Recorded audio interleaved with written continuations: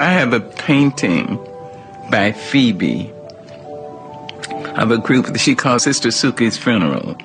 And all the women, there are about 9 women, and they all look like women in my grandmother's prayer meeting group. So whenever I'm obliged to do something, I take that painting and I look at that painting. There's an empty chair. And I think, now, what would Grandma do? What would she say? I can almost hear her voice say, now, sister, you know what's right. Just do right. You don't really have to ask anybody. The truth is, right may not be expedient. It may not be profitable, but it will satisfy your soul.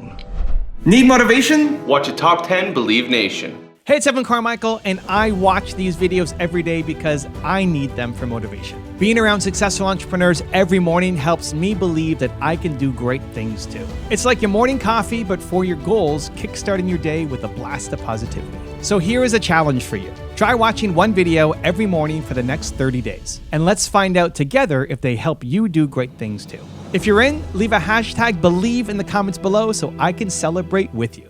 So today let's learn from one of the best, Maya Angelou, and our take on her top 10 rules of success. Believe.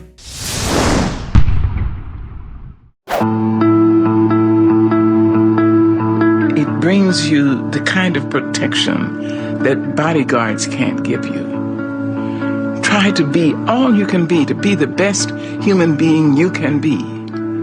Try to be that in your church, in your temple.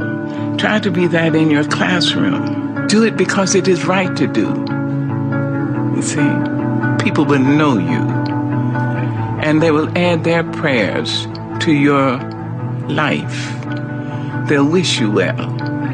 I think if your name is mentioned and people say, oh, hell, oh, damn,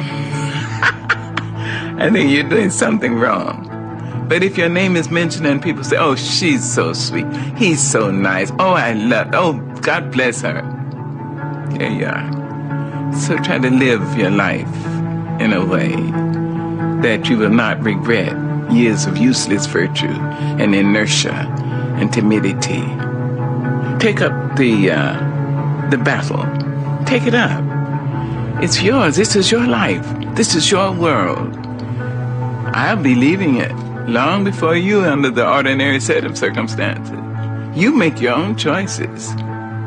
You can decide life isn't worth living. And that would be the worst thing you can do. How do you know? So far. Try it. See. So pick it up. Pick up the battle and make it a better world. Just where you are. Yes. And it can be better, and it must be better. But it is up to us. Rule number 2 is show your anger. Have you been bitter as a political activist then? No. Why not? Well, it is obvious that bitterness is like cancer. It eats upon the host. Anger is healthy, I think. I think anger is like fire. It burns out all the dross and all the stuff. And I think it's wise to show it, to be opposed to injustice at all times for anybody. I think that's wise. I think I know that as soon as I feel myself insulted, the person who has insulted me is the second to know. As soon as I know, I say, hey, stop. Just a minute. Come here. I beg your pardon. You won't do that to me. That is your affair. Don't put that poison on me. I will not have it. So that's much healthier. And fortunately, it is creative. And that thing which is creative has a productive result. Rule number 3 is be kind. People are a person, a community without romance, risks being brutish and crass and superficial and brittle and cruel and even murderous without romance. And I don't mean just romantic romance. I don't mean just erotic romance. I mean agape romance. I mean, brotherly, sisterly romance. I mean the romance that allows us to soften our voices when we see each other. Hey, honey, how you doing? Come here, hug my neck. I mean that. In a world where people are afraid that the watching police are photographing us shaking hands and, hi. I mean, having enough romance to say, come, let's embrace. I will not deny my humanity with you. I don't care who's watching. No, that's romance. Rule number 4 is be courageous. I mentioned courage, and I would like to say something else about that. Finding courage in the leaders and in you who will become leaders. Courage is the most important of all the virtues, because without courage, you can't practice any other virtue consistently. You see? You can't be consistently kind or fair or humane or generous. Not without courage, because if you don't have it, sooner or later you'll stop and say, the threat is too much, the difficulty is too high, the challenge is too great.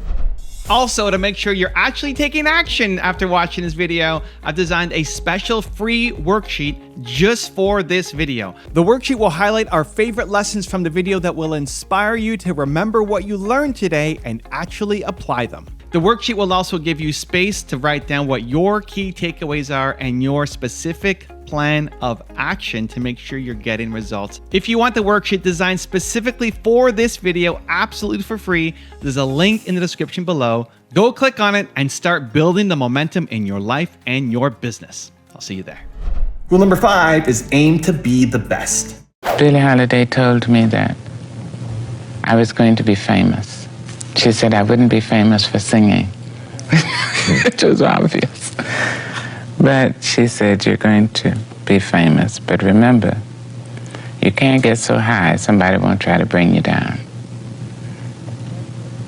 So what my great aspiration, my greatest ambition is to be so good.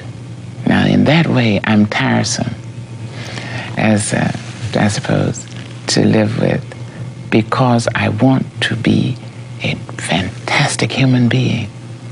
You haven't done bad so far. Inside myself. Inside. So that it is more than talk. It is really reflex action. It is truly instinct. Rule number 6 is be fearless. You seem to be fearless. That's the other quality that I've noticed about you. I'm afraid all the time, but I'm not afraid of anything. You're not afraid of life. No. But therefore you cannot be afraid of death. Mm-mm. Oh no, I gave in to that, which was a great freeing production for me. Once I really admitted that I would die, that it is the one promise I can be sure will not be reneged upon. That's true. Once I understood that, then I could be present. And I'm totally present all the time. I try. Now, I don't make it all the time, but I try to bring all my stuff here in this studio. Everything I've got is here. And when I leave here, everything I've got will be in that taxi or will be in the hotel. But you see, that could be a dangerous philosophy if you think that you've got to live every single moment, because you could be greedy. You could be greedy, but you're not saying that, are you? No. You know, take everything I can now. No. You don't mean that. No, maybe just the opposite. Give everything I've got. Not take. I mean, what is that? Give everything. All the time. Mm. It's great fun. And it is liberating. Absolutely liberating.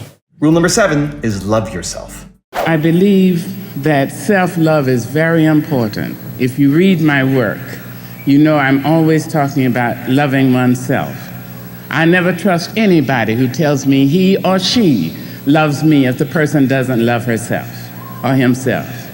There's an African saying which is, be careful when a naked person offers you a shirt. I mean, if he had something, he'd cover himself first, right? So I like to look at self-love.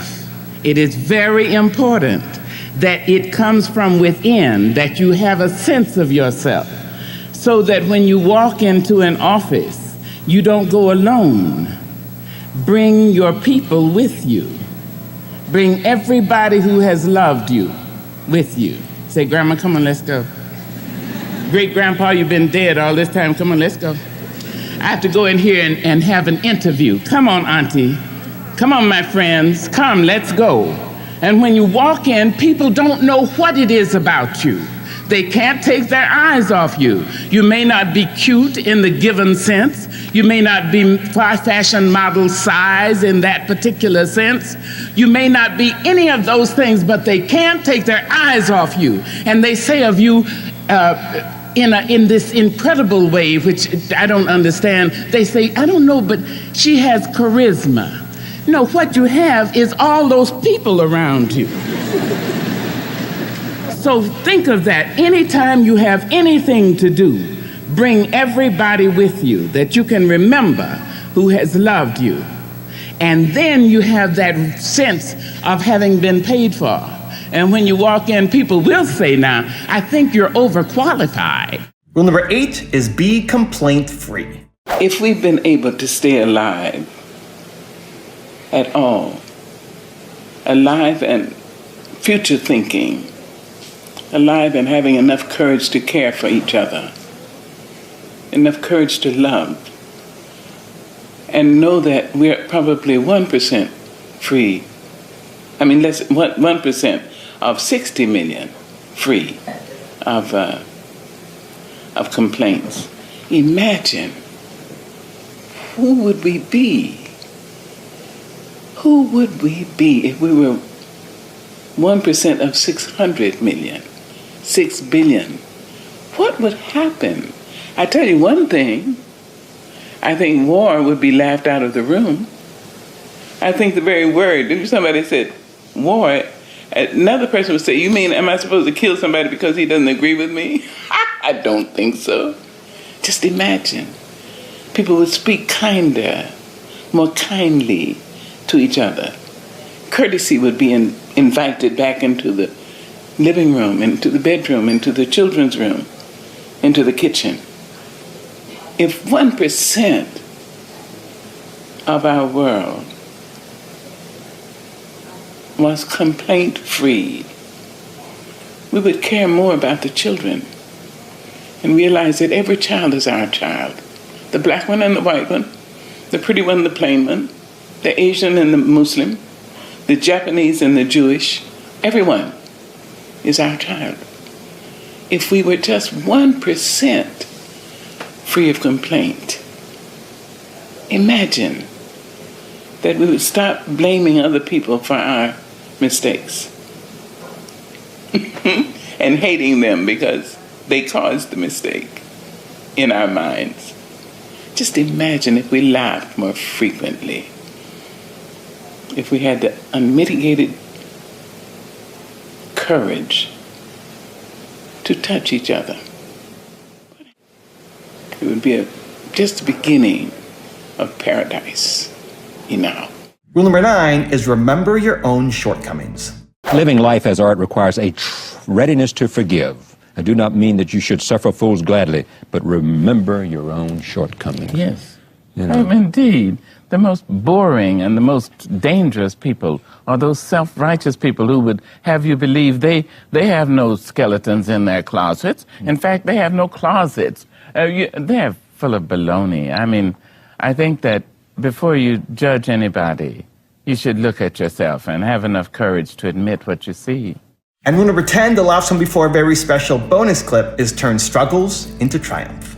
When I was 7.5, I was raped.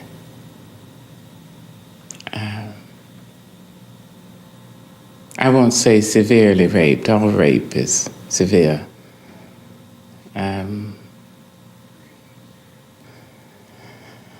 The rapist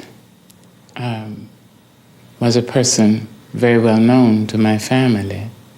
I was hospitalized. The rapist was let out of jail and was found dead that night, and the police suggested that the rapist had been kicked to death. I was 7.5. I thought that I had caused the man's death because I had spoken his name. That was my 7.5-year-old logic. So I stopped talking for 5 years. Now, to show you again how out of evil there can come good, in those 5 years, I read every book in the black school library. I read all the books I could get from the white school library. I memorized James Weldon Johnson, Paul Laurence Dunbar, County Cullen, and Langston Hughes. I memorized Shakespeare, whole plays, 50 sonnets. I memorized Edgar Allan Poe, all the poetry. Never having heard it, I memorized it. I had Longfellow, I had Guy de Maupassant, I had Balzac, Rudyard Kipling. I mean, it was a Catholic kind of reading and Catholic kind of story. When I decided to speak, I had a lot to say and many ways in which to say what I had to say. I listened to the black minister. I listened to the melody of the preachers, and I could tell when they would start up on that kind of thing, when we know they mean to take our souls straight to heaven, or whether they meant to dash us straight to hell. I understood it. So out of this evil, which was a dire kind of evil, because rape on the body of a young person, more often than not, introduces cynicism. And there is nothing quite so tragic as a young cynic, because it means the person has gone from knowing nothing to believing nothing. In my case, I was saved in that muteness, you see, in the sorada. I was saved, and I was able to draw from human thought, human disappointments and triumphs, enough to triumph myself. You may write me down in history with your bitter, twisted lies. You may trod me in the very dirt, but still like dust, I'll rise. Does my sassiness upset you? Why are you beset with gloom? Just because I walk as if I have oil wells pumping in my living room. Just like moons and like suns with the certainty of tides, just like hope springing high, still I rise. Did you want to see me broken, bowed head and lowered eyes, shoulders falling down like teardrops, weakened by my soulful cries? Does my sassiness upset you? Don't take it so hard just because I laugh, as if I have gold mines digging in my own backyard. You can shoot me with your words, you can cut me with your lies, you can kill me with your hatefulness, but just like life, I rise. Does my sexiness offend you? Oh. Does it come as a surprise that I dance as if I have diamonds at the meeting of my thighs? Out of the huts of history's shame I rise. Up from a past rooted in pain I rise. a black ocean leaping and wide, welling and swelling and bearing in the tide. Leaving behind nights of terror and fear, I rise. Into a daybreak miraculously clear, I rise. Bringing the gifts that my ancestors gave. I am the hope and the dream of the slave. And so, wow. There I go.